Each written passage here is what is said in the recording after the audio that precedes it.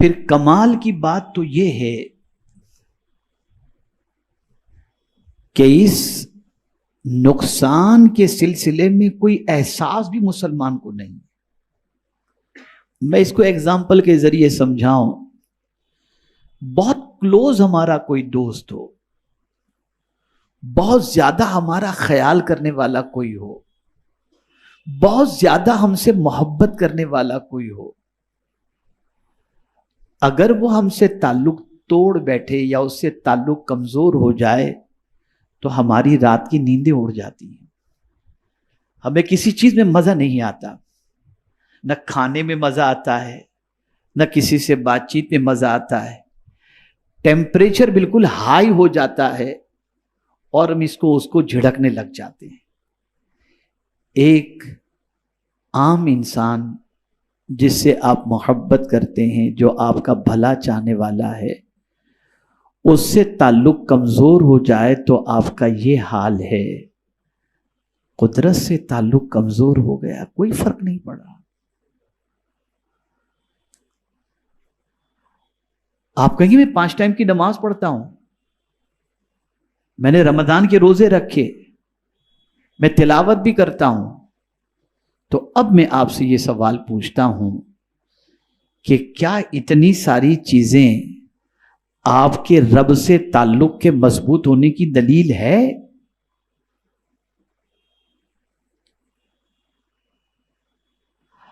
اگر ہے تو پھر یہ بھی تو آپ دیکھو کہ اپنے محبوب کی ناراضگی اور رضا کا بھی تو خیال کرو.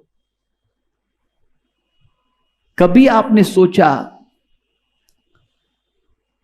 کہ مجھ سے کون سی ایسی چیز ہو رہی ہے جس کی وجہ سے اللہ عز و جل اور اس کے رسول صلی اللہ تعالی علیہ وسلم کے فرمان کا اثر میرے دل پر نہیں ہوتا؟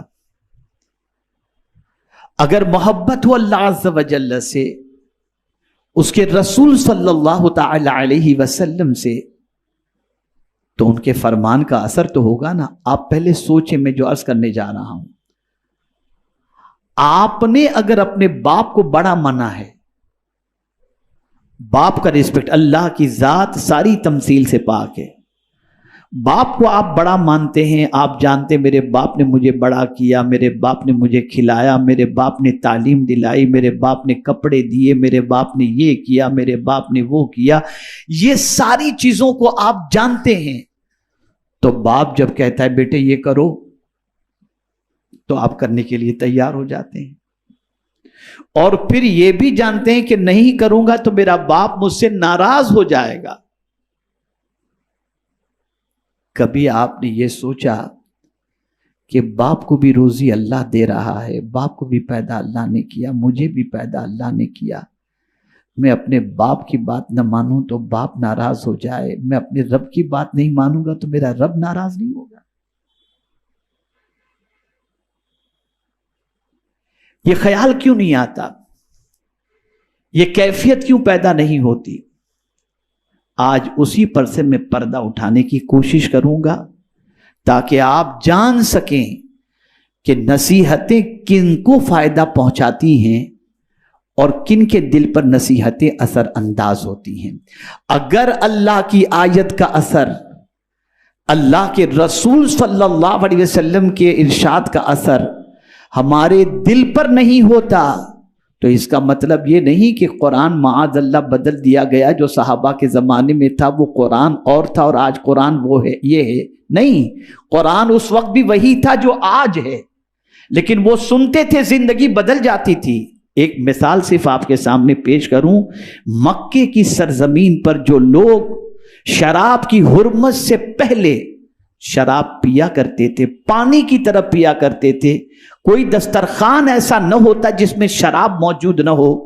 لیکن جب شراب کی حرمت کا حکم نازل ہوا اور رسول اعظم نے مدینے میں اعلان کر دیا کہ آج سے اعلان کروا دیا کہ شراب حرام ہو چکی ہے، تو سب نے فوراً شراب چھوڑ دی. یا اللہ ماجرا کیا ہے کہ سگریٹ نہیں چھوٹتی اور شراب چھوٹ گئی؟ تو جواب ملے گا اسی کو تلاش کرو کہ ان کے دل میں وہ کیا چیز تھی جس کی وجہ سے حکم الہی اور حکم رسول پر انہوں نے عمل فوراً کر لیا.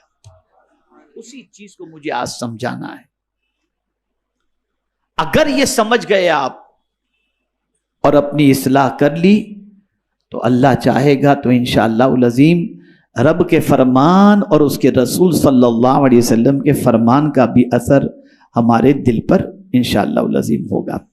میرے پیارے آقا صلی اللہ تعالی علیہ وسلم کے پیارے دیوانوں، قرآن کہتا ہے فَذَكِّرْ فَإِنَّ الذِّكْرَىٰ تَنفَعُ الْمُؤْمِنِينَ، نصیحت کیجئے اس لیے کہ اہل ایمان کو نصیحت فائدہ پہنچاتی ہے. کس کو فائدہ پہنچاتی ہے؟ بولیے، اہل ایمان کو. اب اگر میں آپ سے سوال کروں کہ آپ مومن نہیں، تو آپ کہیں گے حضرت کیسی بات کرتی ہیں، ہم تو مومن ہیں. تو جب مومن ہیں تو پھر نصیحتیں اثر کیوں نہیں کر رہی؟ کیوں اللہ کا حکم سن کر زندگی نہیں بدل رہی؟ تو اب یہاں پر میں آپ کو سمجھا دوں، ہم اصطلاح شریعت کے اعتبار سے تو مومن ہیں، لیکن قرآن مقدس میں جو مومن کے اوصاف اور حضور صلی اللہ علیہ وسلم کے ارشادات کے اندر جو مومن کی تعریف کی گئی ہے، کیا اس اعتبار کے ہم مومن ہیں؟ آئیے میں آپ کو صرف ایک آیت اور ایک حدیث کی روشنی میں پوچھنا چاہوں گا. پہلی آیت، انما المؤمنون الذین اذا ذکر اللہ وجلت قلوبهم واذا تلیت علیہم آیاتہ زادتہم ایمانا. اب یہاں مومن کی ڈیفینیشن قرآن بیان کر رہا ہے کہ مومن تو وہی ہے کہ جب اس کے سامنے اللہ ذکر کیا جائے تو اس کا وجود کانپنے لگتا ہے، اس کا دل کانپنے لگتا ہے.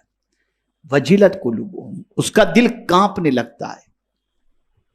وَإِذَا تُلِيَتْ عَلَيْهِمْ آيَاتُهُ زَادَتْهُمْ ایمانا، اور جب ان کے سامنے آیات کی تلاوت کی جاتی ہے تو اس کا ایمان بڑھتا چلا جاتا ہے.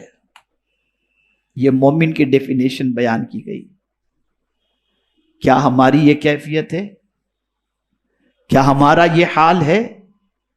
اگر ہمارا یہ حال نہیں ہے تو ہمیں اپنے ایمان کا احتساب کر کے اپنے ایمان کو درست کرنا پڑے گا. اب سوال یہ پیدا ہوتا ہے کہ یہ ایمان کیوں ہمارے اندر نہیں ہے؟ ہم صرف شریعت کی اصطلاح کے اعتبار سے مومن ہیں، لیکن ہماری دل کی کیفیت وہ ایمان والی کیوں نہیں جیسا ایمان قرآن چاہتا ہے اور جیسا ایمان رسول اعظم صلی اللہ علیہ وسلم چاہتے ہیں؟ اس لیے کہ ایمان کا ٹھکانہ دل ہے. ایمان کا ٹھکانہ دل ہے. تو میرے پیارے آقا صلی اللہ تعالی علیہ وسلم کے پیارے دیوانوں، ایک وجہ تو آپ، ایک تعریف تو ایمان مومن کی آپ نے سماعت فرما لی. اب حضور صلی اللہ علیہ وسلم کے ارشاد کی روشنی میں ایک ایمان کی تعریف سماعت فرما لیں. لا یؤمن احدکم حتی اکون ہواہ تبعا لما جئت بہ. آقا کریم صلی اللہ علیہ وسلم فرماتے ہیں تم میں کا کوئی شخص اس وقت تک کامل مومن نہیں ہو سکتا جب تک کہ اپنی خواہش کو بھی میرے لائے ہوئے دین کے تابع نہ کر دے. خواہش بھی جو انگڑائیاں لیتی ہیں، ان خواہش کو بھی دیکھو کہ حضور کے دین کے مطابق خواہش ہے تو اس خواہش کو پوری کرو. اگر حضور کی شریعت کے خلاف کوئی خواہش پیدا ہو رہی ہے تو اس خواہش کو جب تک کہ تم چھوڑو گے نہیں تب تک کمال ایمان اس دولت سے مالا مال نہیں ہو سکتے. اب میں آپ کو بتاؤں، یہ دل میں ایمان رہتا ہے، اور جب دل خراب ہو جائے، جب دل خراب ہو جائے تو پھر اثر انداز نہ اللہ کی بات ہوتی ہے نہ اللہ کے رسول صلی اللہ علیہ وسلم کی بات ہوتی ہے.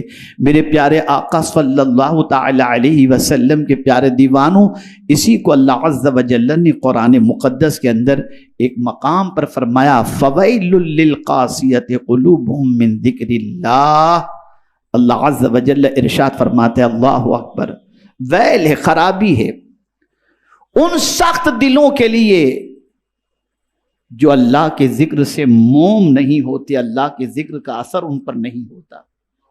خرابی ہے ایسے دل کے اوپر. اگر ہمارا دل اتنا سخت ہو چکا ہے کہ اس پر اللہ کی باتوں کا اثر نہیں ہوتا، اللہ کے رسول کی باتوں کا اثر نہیں ہوتا، تو دل ہمارا سخت ہو چکا ہے. اور سخت دل ہونا، اللہ اکبر، یہ بدبختی کی علامت ہے، فرمایا گیا بدبختی کی علامت ہے. اس میں کوئی یہ کمال نہ سمجھے میں تو بہت سخت دل آدمی ہوں یار، کسی کا جنازہ پڑھاؤ تب بھی آنسو نہیں نکلتا. میاں یہ کمال کی بات نہیں ہے، یہ تباہی کا ماتم کرنے کا وقت ہے. سخت دلی اچھی چیز نہیں ہے. اگر کسی کا دل تھوڑا سا بھی سخت اس زمانے میں ہوتا کہ کوئی واقعات دیکھ کر ان پر کوئی اثر نہ ہوتا، نرمی پیدا نہ ہوتی، تو صحابہ حضور کے پاس جاتے عرض کرتے، سرکار میرا دل بہت سخت ہو چکا ہے، کوئی نسخہ بتائیں جس سے میرا دل نرم پڑ جائے.